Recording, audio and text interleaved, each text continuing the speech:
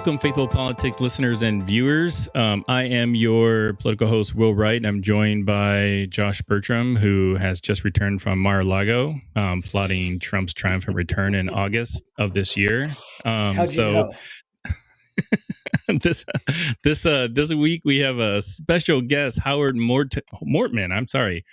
Who is the communications director for C-SPAN. He's done a whole bunch of other stuff for like MSNBC and other networks, but he's here this week to talk to us about his book, When Rabbis Bless Congress, The Great American Story of Jewish Prayers on Capitol Hill. And we just want to welcome you. Hey, thanks for being here, Howard. Thank you. I'm thrilled. I appreciate it. And I will tell you what a fabulous idea for a podcast too. There's so many podcasts, but in my efforts to promote my book, I haven't run across what you guys are doing before. So I salute you all for doing this. It's really amazing what you pulled off here. Yeah. Thank you for that. I mean, we started the podcast in hopes that, like a Trump voter and a Democrat could get along, and I'm not quite sure if we've reached that yet, but we're trying. It's a work in progress, So you work for C-SPAN. How long have you been with C-SPAN for? Sure. I started with C-SPAN in early 2009. So about 12 years roughly. I am the communications director for C-SPAN, and what that means essentially is I'm the PR guy for C-SPAN. I work with reporters. I work so the social media channels come through my shop. So it's basically all the outward messaging and information about C-SPAN is what I handle. I will say it's actually C-SPAN just very quickly, even though we've been around 40 years, we are the network that covers Congress, covers political events, but not in our own voice, only in the voice of the people we show. There's no editorializing. We don't shape the narrative. We just show people flat out what their politicians are saying in Congress, on the campaign trail, in the White House, and we leave it up to the audience to make up their own mind of what they like, what they don't like. So even though we don't have our own opinions, we are a network full of attitude, and that's the attitude of the people we cover, of our listeners and our audience, and so on. So we are a cable programmer, no government money. There's zero government money involved in any of this. This is all privately funded, created by the cable industry.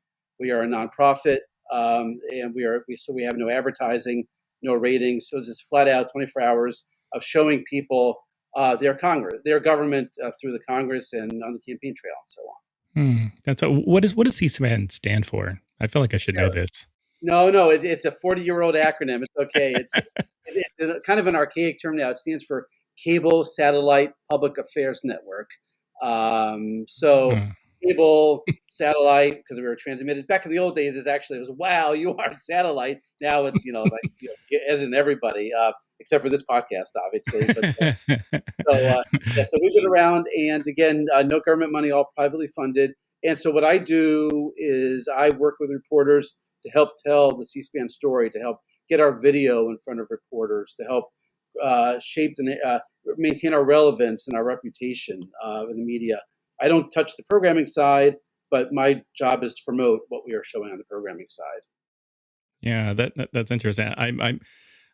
I remember, like, C-SPAN has played actually a pretty critical role in my life. Like, not just because like I follow politics closely and I watch it a lot, but it's because I watch it a lot that it's been a pivotal like marker in my life. And because I remember there's been a few key markers in my life that made me feel like I'm getting older. I think the first one was when I started to get appalled by the way teenagers are acting. That was like the first marker. The second one was when I started to just watch C-SPAN because like I liked it. and I was like, oh man, like I'm really actually enjoying just watching C-SPAN, and I'm not like under duress to do so. So I love that. Let me one quick point that's actually really not just great what you said, but really important. And in the big picture, we're not for everybody. I don't spend my day trying to convince people you have to watch our 4-hour hearings every day. Like that it's not going to happen. But Yeah. what we are here for is that niche, both of you, that sliver of the American people who really do want to engage seriously in our country and the future of our country, who want to know how we became a country that's $20 trillion in debt, just how politicians spend your money, basically. They Mhm. want to watch the hearings. They want to watch politicians spend your money. So for that sliver, that narrow group of Americans, we're here for you. The people who take this seriously, who take government and politics seriously. So yeah, like I face it all the time. Boring. I've seen all the Ambien jokes, like nonstop and all that, and that's fine. We're not. There are other networks, and they're after the ratings. I'm a capitalist. That's fine. Go after the money, after the advertising, but we are here strictly to provide gavel to gavel, nonstop, unnarrated, uneditorialized coverage of government. So for both of you, who like that, that's wonderful. If you don't like that, that's cool too. Go somewhere else. I don't care. Go to the Weather Channel, whatever you want. But we are here for that group of people. Yeah, that's awesome. So let's talk about your book. When Rabbis Bless Congress. It's a it's more of a history book. Fascinating title. It seems, yeah. And we'll dig into the weeds a little bit, but why did you write the book? It's a great question. This may not shock you. There's not much of a market in the book industry for a story about rabbis praying in Congress. But this may be a shocker to the audience. But this is not, the Tom Clancy, level. So the book. So here's the deal. The book is an outgrowth of me working for C-SPAN and watching Congress all day long, like all in my office and even at home. I have the House and the Senate on all day long. Better for worse, I'll let the audience figure out if that's a good way to spend my time. But that's the job. So here's the deal. So I've always one of the very first thing, and this is just straight history, and there's no editorial here. The first thing Congress does in every single session is pray. The first thing they do is have a prayer. They do that even before they do the Pledge of Allegiance. That's They so come in. interesting. Yeah, they come in. They have a chaplain give a prayer. Then they do the pledge, and then they take roll. Then they approve the journal. Then they start voting and debating. First thing they do is prayer. So just as an intellectual curiosity, not as a religious thing, just like as a watcher of Congress, I was just fascinated by this custom. Right. Now, so here's what happens. Every so often, we'll get into all the weeds on this. Every so often, the official chaplain, he or she, now the House says a female official chaplain, is not there to give the prayer. And when that happens, they have a guest chaplain. And we'll get into all this later on, why that happens. So that interested me even more. Who are these guest chaplains? All sorts of ministers and reverends and imams, different religions are represented. Now, that happens rarely. On even the rarer occasions than that, the slivers of the sliver, there's a rabbi who does the opening prayer. And that's where my story begins. I'm Jewish. And so just historically, just being Jewish, when a rabbi gives a prayer, my antenna are up even more. I'm just even more fascinated by that. Right. So that's the dynamic. I mean, that's the background to all this, is why Congress as a whole prays. And then for me, being Jewish, being even more interested in the rabbis. And we can get into all the parts of this, whatever. Yeah. Howard, where did you grow up? Yeah, well, this may not surprise you. I grew up in the Washington, D.C. area. So I'm a lifelong Washingtonian, political junkie to the highest degree, immediate junkie. University of Maryland. I'm in my home right now in Northern Virginia. So this is straightforward, straight inside the Beltway geekiness right here. Where in Northern Virginia? You don't have to say exactly where you live, but where is it? Like Fairfax County or anything? Yeah, in the Fairfax County area, roughly. Yeah, so I went to Chantilly High School. No kidding. I know it very well. I'm not. I won't disclose it, but I'm not that sure. far. Yeah, that makes sense. So yeah, I grew up right around there, man. It was a lot of fun, and didn't even understand like where I lived until I left it. I had no idea the significance of where I lived until I left the area. So I grew up. I actually went to high school in Prince George's County. I was born in Prince George's County. No kidding, really? Yeah. I was born. I grew up in Marlow Heights, Hooker's Heights area in Oxon Hill, and then I moved up to Greenbelt. I was in Cheverly. I know Cheverly very well. Absolutely, I know Cheverly. And Bowie. Those are the two places that we're in. Bowie was a smarter high school than ours. We were a dumber high school. Bowie's a smarter. Oh That's yes. funny. That's just interesting. Well, the thing is, I love that, because even if you live in Washington, it doesn't necessarily mean that you work for the government or that you love the politics. I mean, you can have a real life outside of all this. So it's just, it helps, but it's not important. It's not critical to be part of the political media, industry of Washington to be into this. Yeah. I think one of the things that I found interesting, kind of to your earlier point about, all the sessions start with a prayer, is that, like, just early in your introduction, you mentioned, how it's like the prayers is like the least offensive thing that occurs after that, and it seems to be like the one thing that doesn't necessarily get politicized.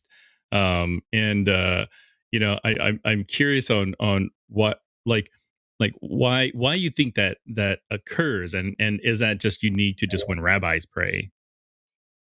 That's such a great question, and I love that, because there's a lot of history that's wrapped up into a lot of customs. So the short answer is, it is, when anybody prays, when any chaplain, not just rabbis, prays, the purpose is really to connect the Congress, the audience, with God. It's messaging above. It's not messaging lateral. It's not, they don't tell them how to vote. They are not part of the legislative process. They're not there to lobby, or support or oppose legislation.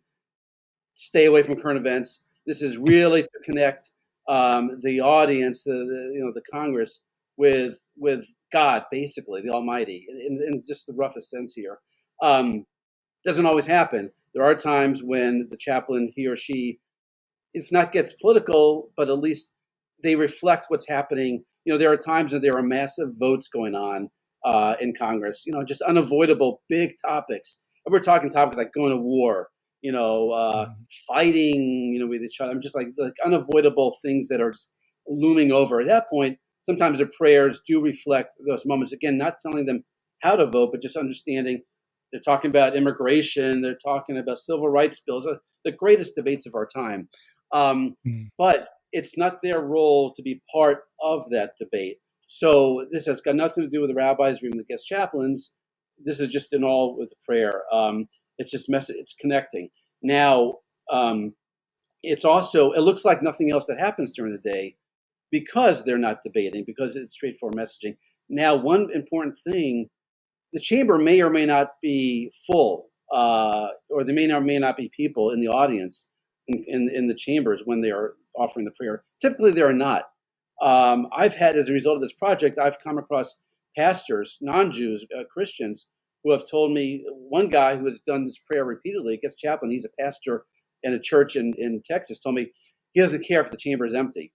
He is talking to the people watching C-SPAN. He's talking to everybody beyond. He wants the people watching the archived video, and hearing these prayers. So, in the roughest sense, Wow.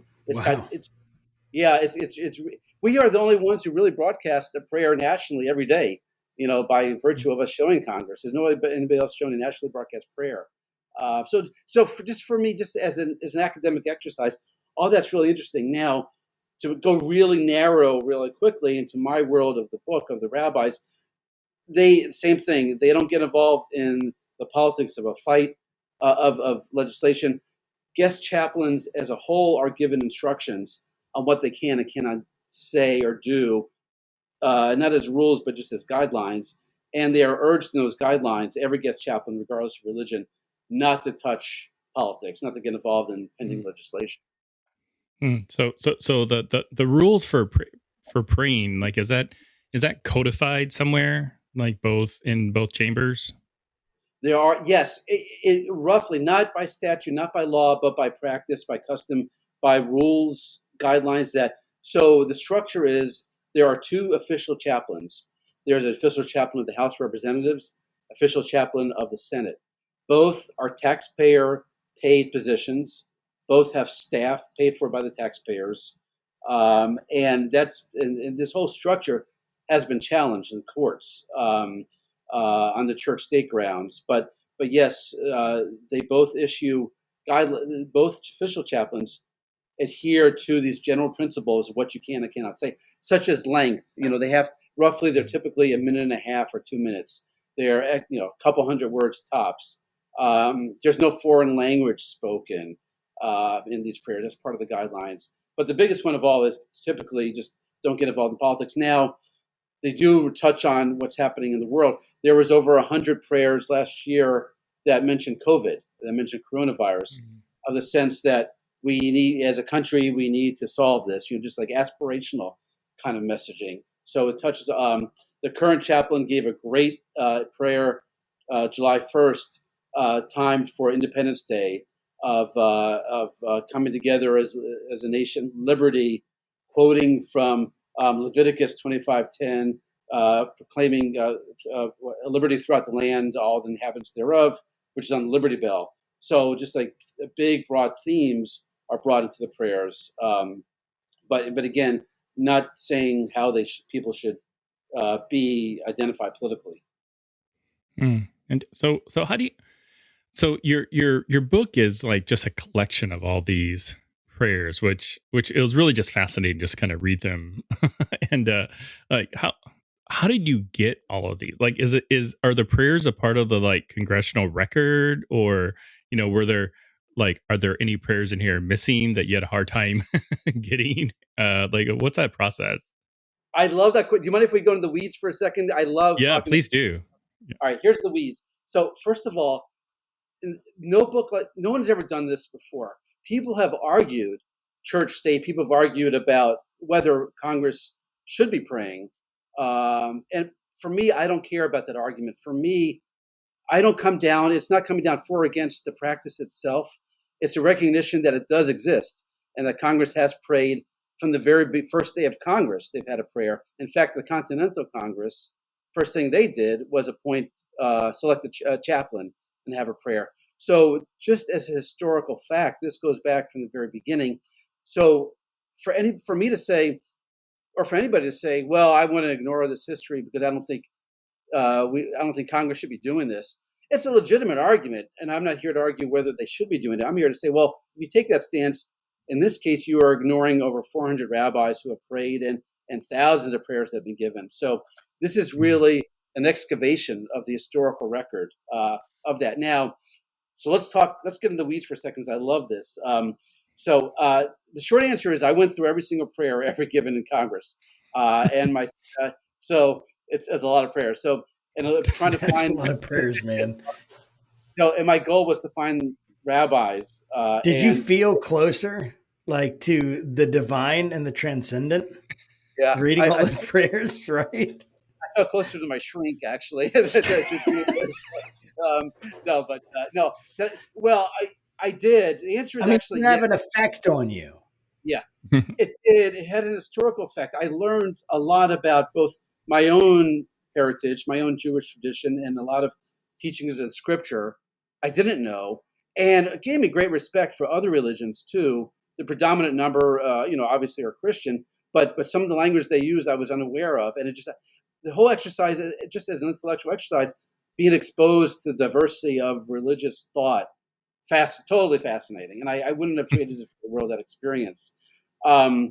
My two big sources were the Congressional record and the C-SPAN video. Our archives go back to when we began, basically. So that gave me a visual record of what the rabbi said. It allowed me to do certain things, such as seeing what they wore, if they wore a yarmulke, if they wore the tallis, the prayer shawl. The visual record is very important, and this applies to the non-Jewish clergy members as well.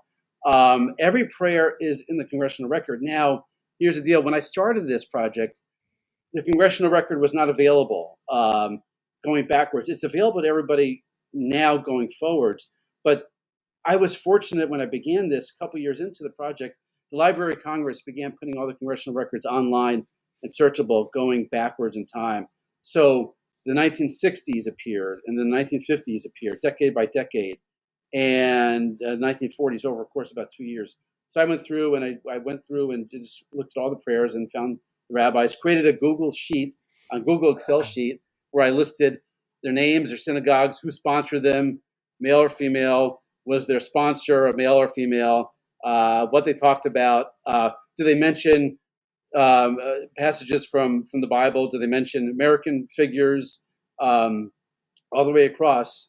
And just created this Excel spreadsheet of these over 434 rabbis who have prayed over 634 times. By the way, the difference in the numbers: 434 rabbis, 634 prayers. Why are the numbers different? Because about 100 or so rabbis prayed 2 or more times. So we have multiple appearances by rabbis. That accounts for the difference in the numbers there.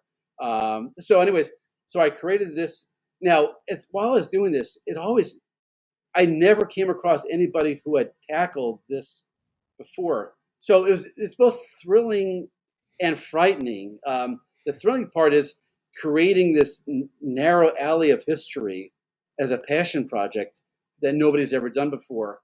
The frightening, daunting part was I have to get it right. I mean, there's no way to fact check this, against somebody else's work because I'm creating the work itself. So, just triple fact checking, spelling, all that stuff. And Wow. ended up in two big buckets, who they are and what they said. And that's kind of where I went in the book, just the historical record of who the rabbis were that prayed, and then what their messages were in their prayers. That's so awesome. When you're talking, I was thinking that's an enormous amount of information, like big data to the max, it was an enormous amount of information. And one thing I'm curious about, how did the prayers, this is going to sound kind of funny, but how did the prayers shift when Trump was in office? If that makes sense. That's a How did really they good shift. I guess what I mean is did people get more political, do you think? Or become more desperate. Maybe, did they become darker? Or do they become lighter? I'm just curious about this, like with Trump and the relationship of Trump to C-SPAN, where you're talking about how, I'm drawing a blank for some reason, but it was basically how people in Congress, they are they're listening to these prayers and it's actually like interceding to God for these, for the Congress itself. And it's like, I wonder how that connection with God that they're trying to how did that change in the wording when Trump was in office in particular, or was there a difference? Josh, first, let me celebrate that question. I've never encountered that question before, and it's a brilliant, love it question. And I'm actually thinking out loud here. So historically, Congress has always been battling, always been acrimony. And prayers have, in more recent times, meaning 10, 15 years, reflected that. And the chaplains have urged the coming together of the stop the fighting. So if I'm going to speak in generalizations here. If there is added anger from the last 4 years, that wasn't necessarily reflected in the prayers because there's been anger in Congress for a long time. So I don't think it was amped up anymore for the last 4 years. Clearly, though, there's been more red flags. There's been more, hot button issues that have divided Congress maybe more in recent years than in the past. And so the messaging there's been more messaging about coming together and listening to each other. But it's not that it's brand new kind of language. It may be just the quantity of it might have increased. The president himself, Trump, was mentioned in going to the rabbis. Only 2 rabbis mentioned President Trump in the 4 years, and that's only because typically they thank everybody in government, the vice president, the president, the speaker. So it's more like an honorific. It wasn't a support of him. I don't think President Biden has yet to be mentioned by anybody in one of these prayers. I will tell you that even though it's not a Trump thing, one of the most amazing prayers I came across in very recent times was after January 6th, when Congress reconvened after what happened on the Hill, and Congress came back and still had to complete its official duties. And the Senate chaplain, Barry Black, even though the official duties were in the House chamber, Barry Black, the Senate chaplain, came in and gave the prayer, and it was extemporaneous. It was 3 minutes, and it was off the charts, amazing. Of his just, I mean, you guys remember this, the emotion of that day, Yeah. and he just composed this amazing collection of just how we as a country move forward. That clearly reflected what had just happened in Congress itself. It was an amazing feat, amazing prayer. So that, again, reflective of the times.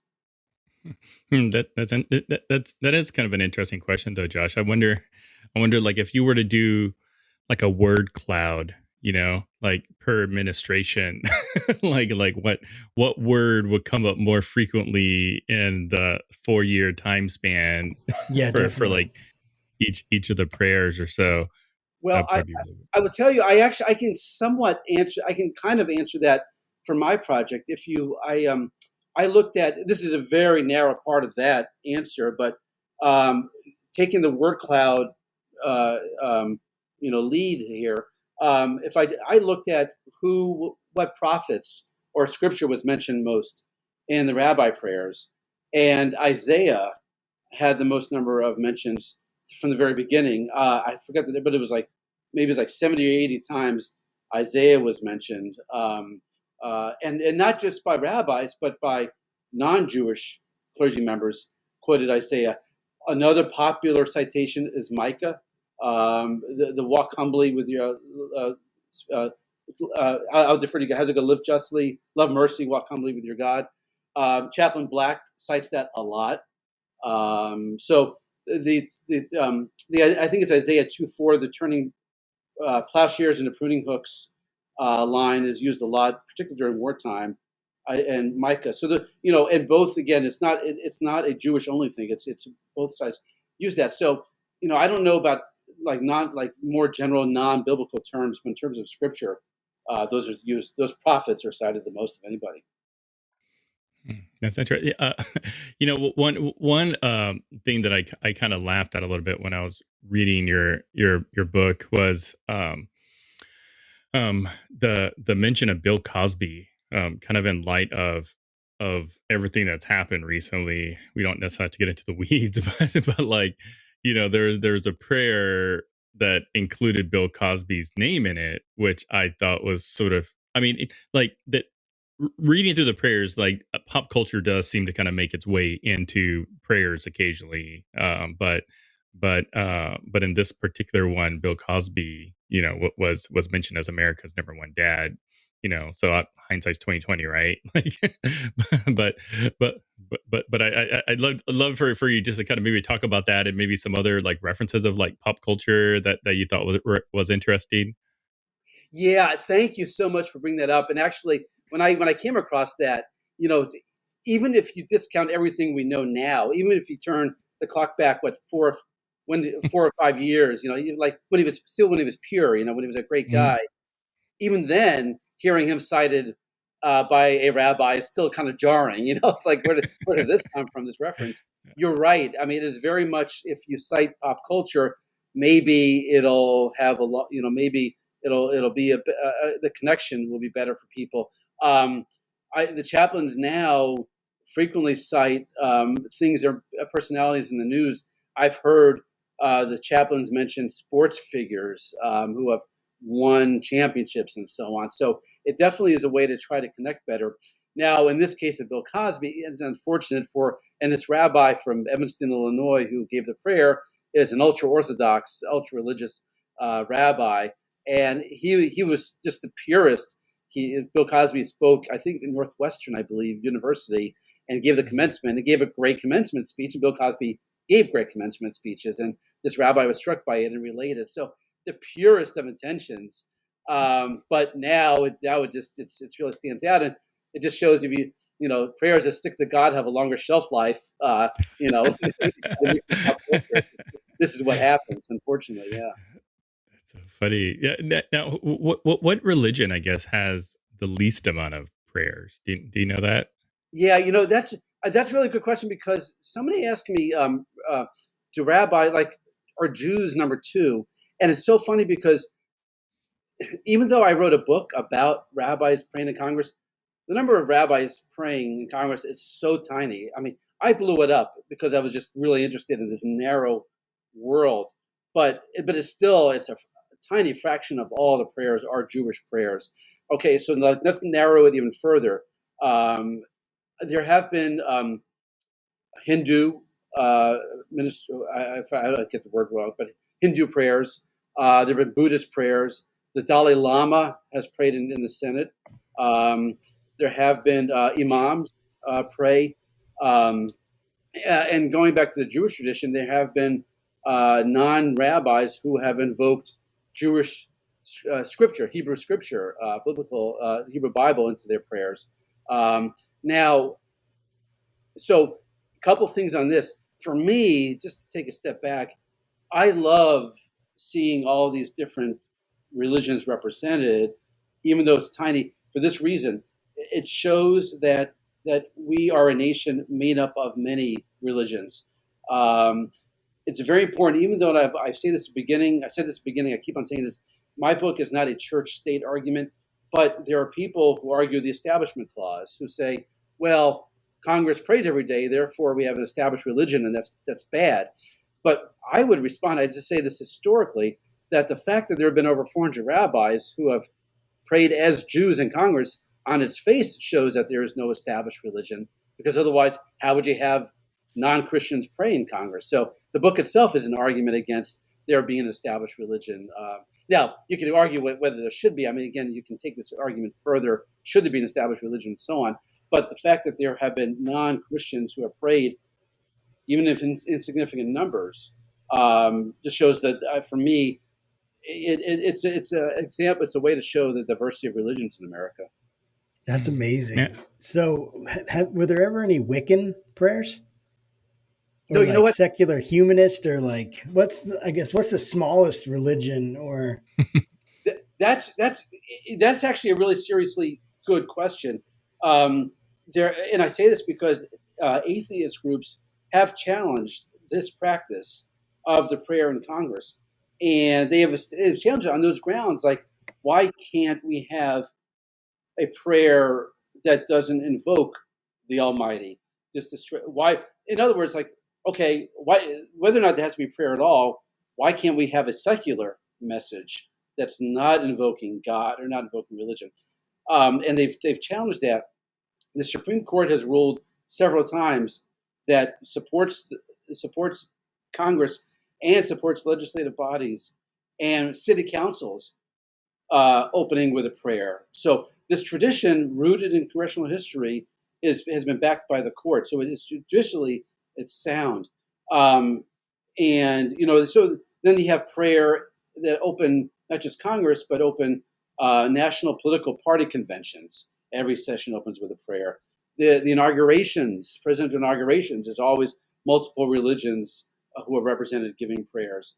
So in the big picture, this is the practice has been supported now.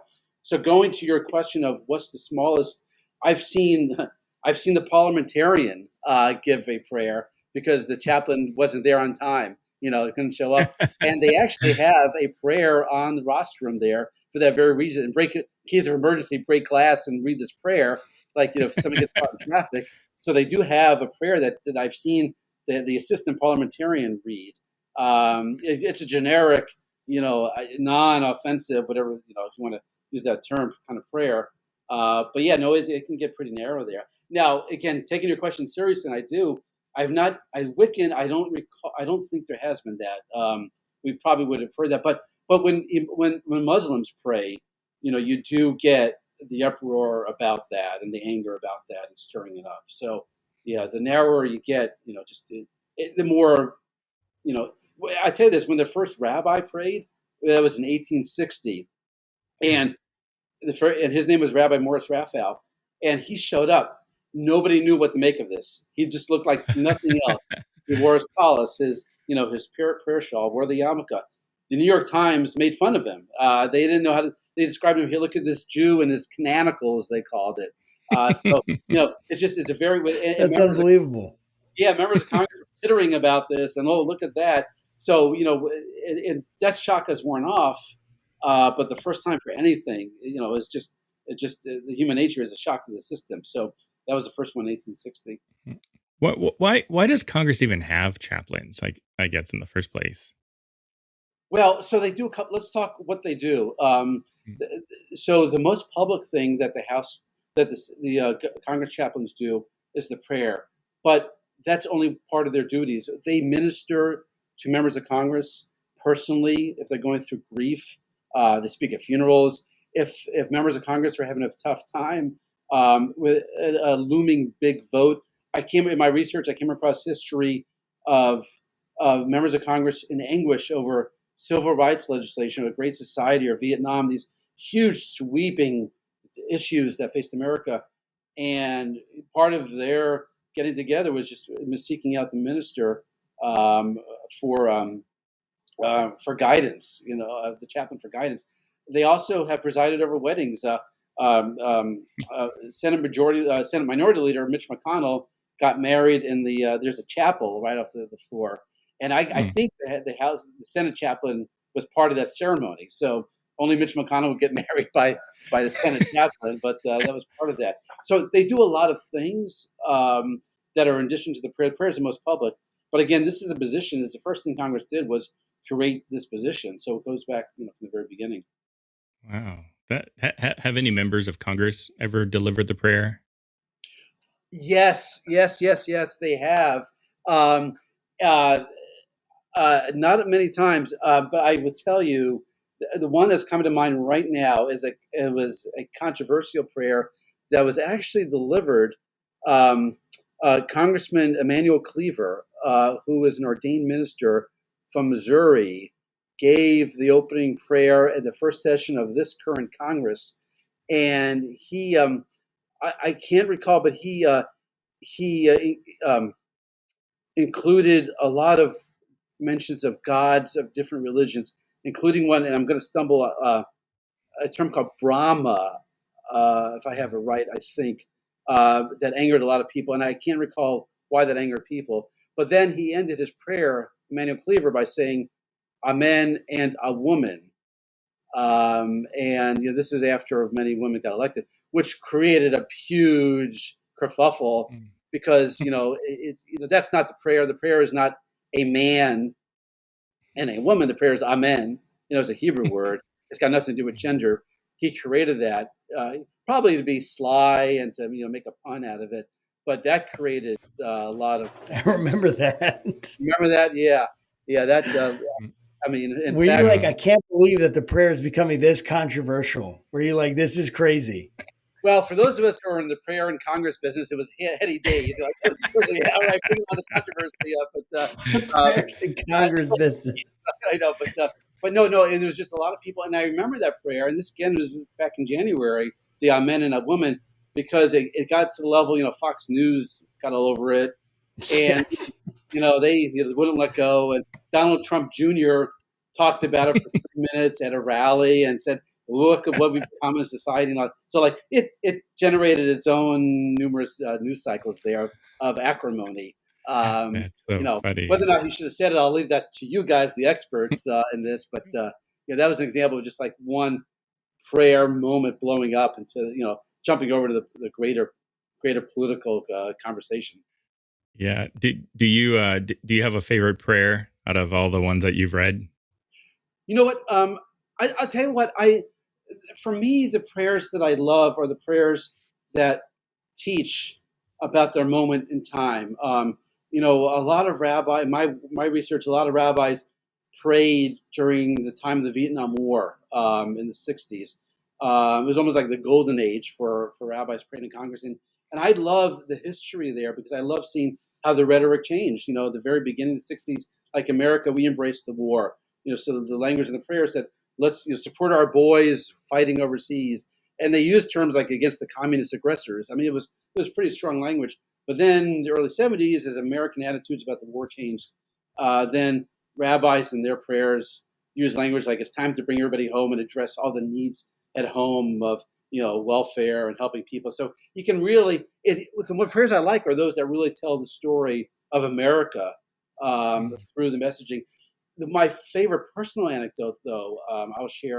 Part of my research, I put all the rabbi prayers I could find on video on YouTube, and I created a playlist of every rabbi prayer that exists on video, going back to the earliest one I could find was 1985. So there's about 220 rabbi prayers on video on a playlist I created on YouTube.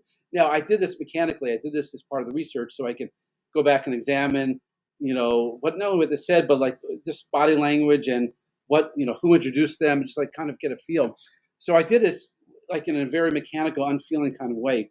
A couple months ago, I got a message, an email from a family, and the family was of a rabbi who had died, but he had prayed in Congress, and this the rabbi of Rabbi Maurice Lyons of St. Louis, Missouri, gave the Senate prayer in 1994.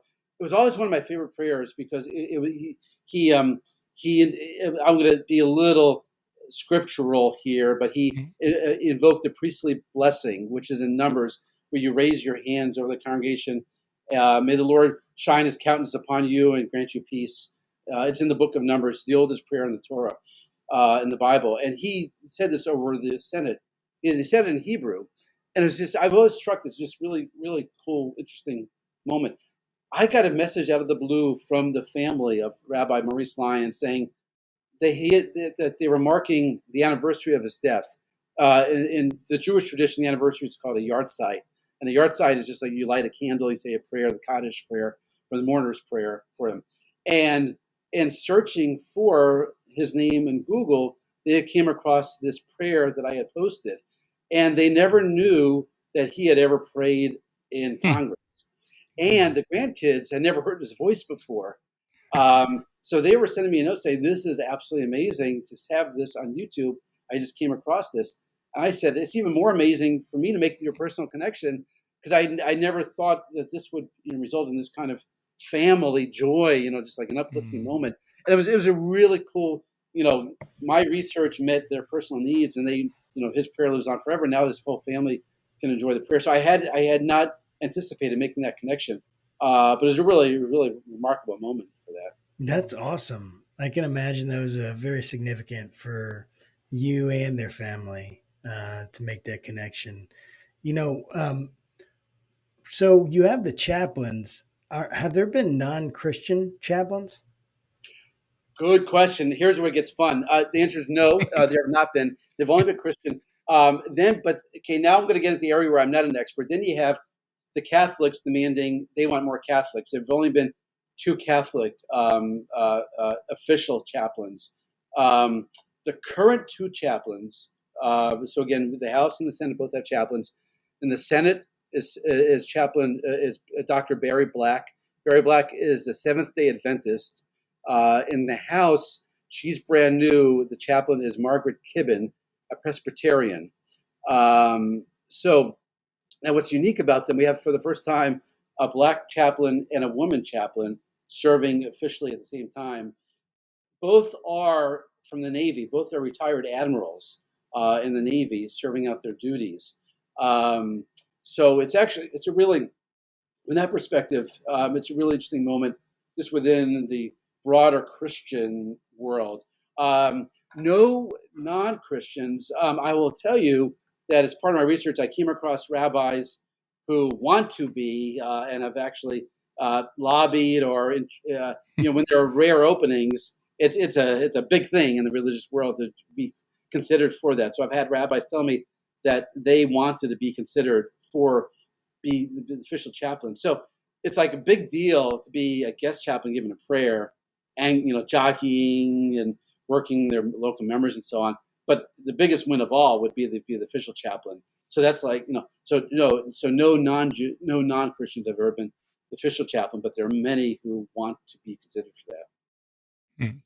So like the job of chaplain, I mean, is that like you go on USA Jobs and apply for it, and if you're a veteran, you get like a 10-point preference, or like how does that work? Well, that's actually pretty. You know what? It's the current ones are Margaret Kibben, the current House chaplain. She was very well known from her military experience. She was a chaplain in the Navy, a chaplain in the Marines. So in those circles, these are not unknown people in the religious community. Ultimately, though, it's the House Speaker, it's the chambers themselves who select. For instance, the prior chaplain, Father Conroy, a Catholic, could have been fired by Nancy Pelosi or her predecessor Paul Ryan and so on. They don't always see eye to eye, the Speaker and the House chaplain, but but they are selected now. Typically, most of them have been in some way connected to the Washington area. Or just like religious institutions are well known. But again, these vacancies aren't open. But I'll tell you, the interesting jockeying is still for the guest chaplains. So again, we're talking about the two official chaplains, but then we're talking about the fill-ins. Now, those people are selected, typically are sponsored by their local member of Congress. So the question, I get this a lot from rabbis: how can I, rabbi, be a guest chaplain? I mean, they're not being shy about it. I want to be in front of Congress and pray. And the short answer is, they are sponsored by their local member. They're sponsored by their senator, not because they have money and are donors, but they are just established members of the community. Just are well known, or the member of Congress has worked with them on charitable institutions, and they're known. So then the chaplain, the guest chaplain, he or she comes to Washington, typically brings the family. Family sits up in the chamber, in the gallery. He or she gives the prayer. They take a picture afterwards with the official chaplain and with the sponsoring member of Congress, and then they all post about it on Facebook and Instagram, and then celebrate for the day. So like in theory, if the GOP overtakes the House, which ostensibly they probably will, like they could just pick Trump to be the House chaplain, or are there like credentials? Well, that's okay. So they could. So you were talking about, like, in the Supreme Court, you don't have to be a lawyer, and Yeah. in the House, be a House Speaker, you don't have to be a member of the House. It probably helps, but you don't have to. I would say, without being this pro or anti-Trump statement, that Trump probably does not have the credentials to be the chaplain of Congress. And it's not a war against Trump, but the skills that you need for that position probably aren't there. But they could, McCarthy could become Speaker and say, "I want Trump to be the chaplain." Far be it from me to predict the future like that. Hey, 2021 is just 2020 2.0, really. So who knows? Going back to like being a chaplain. So like if Josh wanted to give the prayer in front of Congress because he's ordained, he's got all the creds and whatnot. Like what would he have to do? Would he have to like start writing as congressman or what? Actually, yes, in a very rough way. Josh, if you are, so let's do this. Let's make news here. Let's get you in front of Congress and give a prayer. And today we begin the lobbying campaign. Let's go ahead and do that. Let's do it. Let's do it. You need, without asking where you are or who's your representative, without doing any of that, just contact who your. I was imagining Virginia, right? Yes. Right. Okay. Your Virginia members of Congress, Virginia senators. You have the advantage of, and here's where I want to help you out a little bit, my friend. You have the advantage of, because you live presumably kind of close to Washington. Yes. So it's not just, they have what's called pro forma sessions, and a pro forma session is when the House this week will come in a couple times a week without voting or legislating anything, just to keep the trains running and just to keep Congress in activity. And even those have prayers open them. So they need local people to come in and do those prayers. It's not always the House chaplain. So, you contact, here's what you do, my friend. You contact the House chaplain's office and you say, I want to be considered for a House chaplain gig, and I'll do the pro forma session. And at the same time, work with members of Congress and say, I run this podcast. I'm a recognized authority in all this. and just start the letter writing campaign. And let's mark this from day one. And I want you to be in Congress by day 90. How about that? Day 90, I want you to be given a prayer in Congress. Do it, All right. Josh. You got me convinced, man. I think I'm going to try to do it. Can we use your name? Like, do you have any street cred? You know, like, yeah. What's your street cred level right now? Oh, I if you say Mortman sent me, that doesn't help at all. You're sent by the Almighty. You're sent by the Almighty, not by Mortman. I'll tell you that. Oh, that's so funny. Yeah. That's awesome. So switching gears here a little bit. Being that you said that you were Jewish, I know that the Jewish community has been pretty active with the collapse there in Florida with that building and whatnot. So do you happen to have any friends, relatives down that way that are affected by it? I don't, but I have been. It's interesting. Yes, I mean I've been very clued on this just because of there are like 4 or 5 synagogues that are in the affected area, and I mean it's just I mean I won't go on. We all know how tragic it is, but one of the interesting demographics of the story is not just the number of Jews who live in that condominium, but these are Jews from Latin American countries. You know, immigrants from the South, from Cuba, from Latin America, and it's you think of the American Jewish community, you think of New York, or you think of Ashkenazi, like European immigrants from Eastern Europe, but these are very much like the new edge of immigration. I would say actually it's kind of interesting. Some of my guest chaplain rabbis in the book are from Mexico, or rabbis who were born in Cuba or Argentina. So it actually really does reflect some of the immigration patterns. So of all the many levels of just tragedy, just the demographics alone are really interesting just to see that. So, I have one last question from me. And so over the years, reading all these prayers and meeting all these different chaplains or at times or seeing them and knowing their story and everything, what do you think is the greatest lesson that you learned in your research and in your experience? Like life lesson? I tell you, I'm going to go 2 different directions here. I'm 2 different lessons. One is the book itself is a true passion project. I've created a lane of history that no one has ever done and no one knew could exist. So that for me, that's just like a really neat feeling to cobble through all these congressional records and create a narrative out of it, create a story that no one knew could be there. So I love that part of it. The other life lesson, I'm just on the content side. Again, as I've been saying, I don't have a dog in this fight, whether or not there should be prayer, but just on a very personal level. I mean, I have 2 young kids. I learned a lot about America, about our history, about Congress history. This is very important for me to point out. This is not a Jewish book. I never intended this to be a book for and about Jews. I want this book to be for all Americans, to be about congressional history for people who love democracy, who are fascinated by how religion, for better or worse, interplays with our politics. It's a history book, and I learned a heck of a lot of American history, of Congress history, Jewish history, and I just love it, all the non-Jewish history, Christian history that I was not exposed to, that I feel richer for knowing that, much more respectful of other people, probably in my personal life than I had been.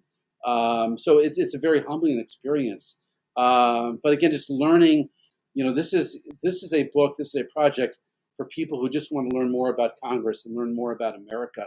My entry point are the rabbis, because that's a finite number and that's my door to get into this.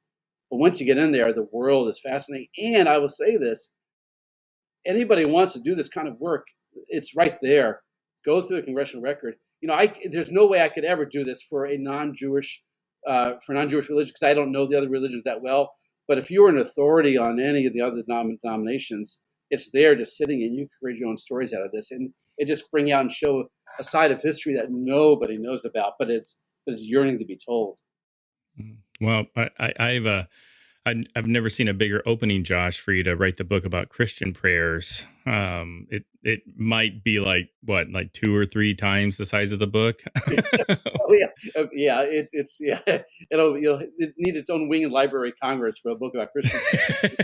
It'll keep you busy for a while. That's right. Yeah, yeah. Well, and you can start, Josh, once you're done giving the prayer, the pro forma session. I mean that'll be your jumping off point. And then Yes. you can include yourself Yes.